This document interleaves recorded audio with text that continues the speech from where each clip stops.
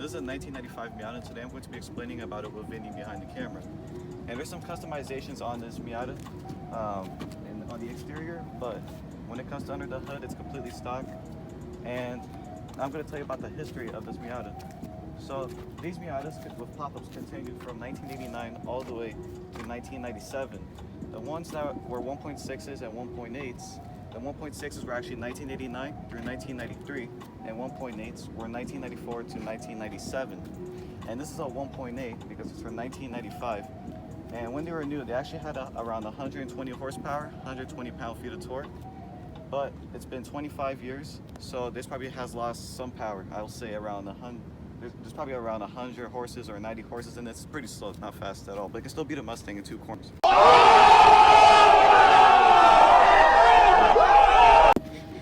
So this is a convertible option as well, and it comes with a manual transmission. Honestly, if you get this car in an automatic, it's really pointless because that will just not be fun. This thing is really fun to drive in a manual transmission. And when it comes to these customizations down here, Vinny is going to explain about those. So Vinny, you mind explaining to them? Yeah, so basically this car has some light modifications. It has a cobalt Quebec exhaust. It also has lowering springs from Racing Beat.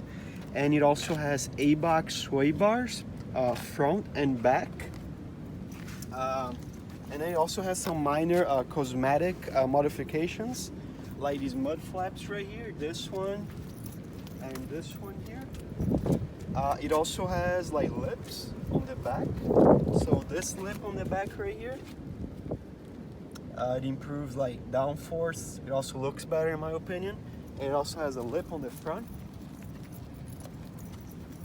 So right here, it has this lip. It makes the car looks really good, in my opinion. It's not like a really big one.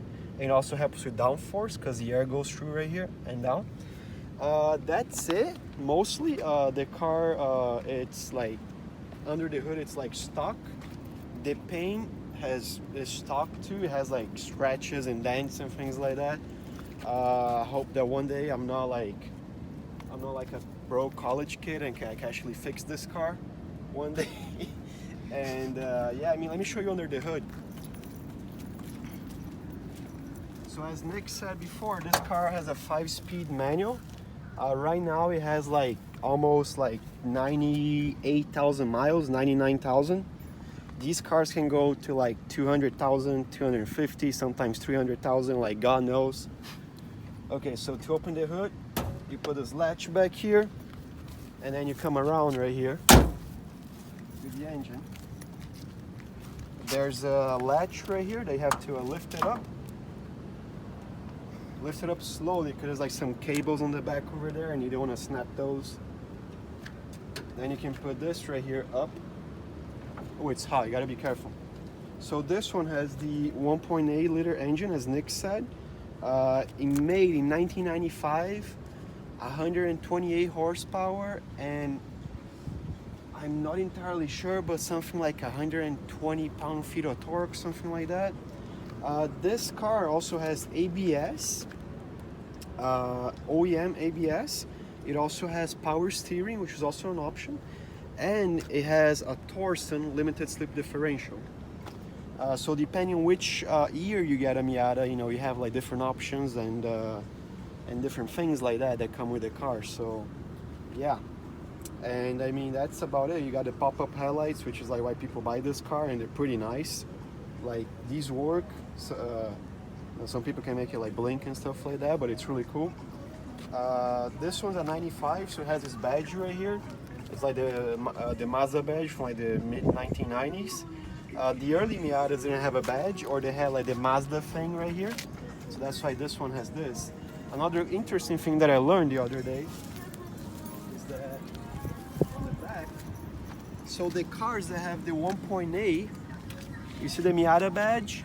The Miata badge is red, but the car that had the 1.6, so the earlier models from 89 till 93, they have a black badge right there. So, you know, that's like an easy way to like figure out like if you have a 1.6 or 1.8, but like, so you gotta be careful because like sometimes people like they switch the engines because it's like really easy to work on these cars. A lot of people like swap the engines to like V6s and EcoBoost and EcoTex and whatever the hell is out there and things like that. And that's about it. I mean, we can go for a drive now and see what happens.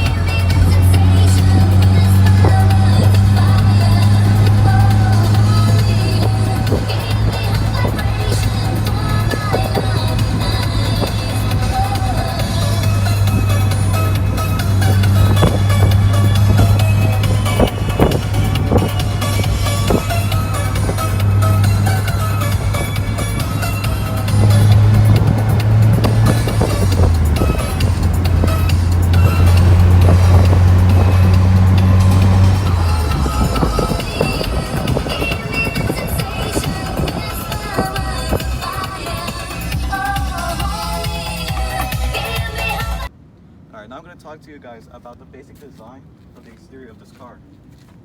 So back in the day, they had pop-up headlights, and they're really cool, which is probably the reason why most people buy these cars is because of the pop-ups. Like, just look at this. They're really cool. They go up and down. But the reason why they did this back in the days is for regulations, because usually the headlights would be down here where the turn signals are at, and that would be hard for the driver in front of them for them to see the headlights behind them. So what it did instead is put pop-up headlights here so that when they're off, they can blend in with the hood, and when they pop up, they're on and they're higher up. And so that's the reason why they added pop-up headlights. And the reason why the later cars didn't have them is because of pedestrian safety. So let's imagine that Nick gets ran over by this thing because he's slow as fuck. It literally stabbed me. He's slow as fuck. This thing will like cut him in half basically. So that's why, you know, like later on, like the MB didn't have pop-up headlights, and that's like why most cars like from that decade didn't have like pop-up headlights and things like that. Yep. Now we're gonna go to the interior of the car and talk a bit more about it. So the interior of the Miata is pretty basic. It's got leathers. It's got leather all over the doors. It's got some fabric seats with some leather behind it. This was like the standard seat. Like if you look at the options sheet for this car, it's STA, which means standard. So this one doesn't have leather. It's just like the basic seats, the basic like black.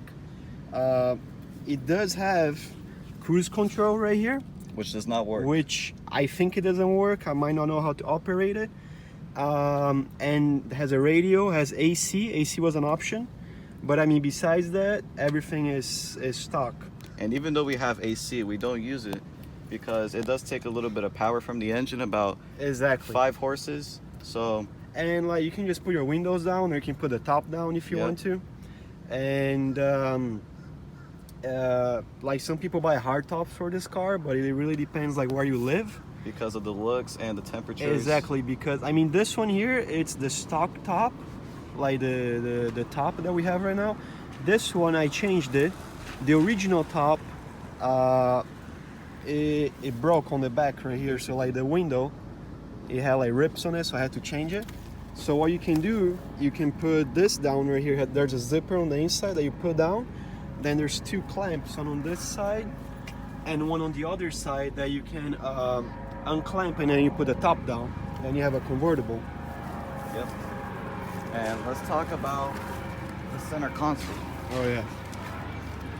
So the center console comes with a stereo, which does not work. It kind of does, but it mostly doesn't, because these speakers right here, there's one speaker there, one speaker here, one speaker inside the headrest, and also the same thing for the passenger seat.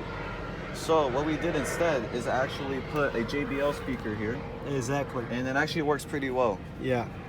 And Oh yeah, another thing, this car is a later model. It's a 95, so it has an airbag for the driver and the an passenger. airbag for the passenger. Exactly. And it's a 5-speed. They all had 5 speeds from 89 till 97, the NA. And they also come with powered windows. This one has power steering, yes. Some cars don't have power windows. Yep. So yeah. And another thing about the center console is these cup holders. Oh yeah, I hate this. So when you yeah. lift these up, which is pretty not easy, very easy Yeah. to do. It feels cheap. Yeah, But when you go down here, there's like an ashtray basically, exactly. and you could tell there's a lot of ash here. So basically that means that the previous owner, or maybe an owner of this car from the 90s or early 2000s, only God knows, they definitely smoked. You could tell by the looks of this. It's JDM ashes. JDM ashes, exactly. Oh, remember when we found a And you can cigarette also on the remove trunk? it. Yep. We actually found a cigarette. I have a video. I have a video too. Yeah, we found a cigarette on the trunk. And Which, here it is right here for you guys. Dude, did you actually find a cigarette in your Bro. trunk? We found a fucking cigarette from the 1990s, bro. How legit is that? Exactly. Okay, and you also have like a cubby hole right there that you can put like your phone or maybe a wallet or something. It's a really weird hole, so I think it was for like cassettes from back in the day, when like you could use your radio for like cassette and things like that, because it's a really weird shape for like a cubby hole, but it's there. Yep. Yep. And it's not very easy to put this cup holder Exactly. back in. And now it's time to sign off, guys. You've seen us review the car, talk about it. We also go for a drive, you see how it drives. And that's about it. Thanks for watching Speedstars, and this is our first video. We are, as you can see, not really sure what else to do, so please leave a comment and subscribe. I hate like when people do that, like when they ask people to subscribe, but Yeah. we're not those type of we're people. just doing a video for fun here. Yeah. So like we appreciate you guys, and have a nice day. You gonna say something, Nick? And please stay tuned for maybe a next video called JDM Generation. I promise it'll be a banger video, and it's going to be about. And also leave Generation recommendations JDM. too. Yeah, if Yep. you guys want to see more. Recommendations are always important. Thank you guys.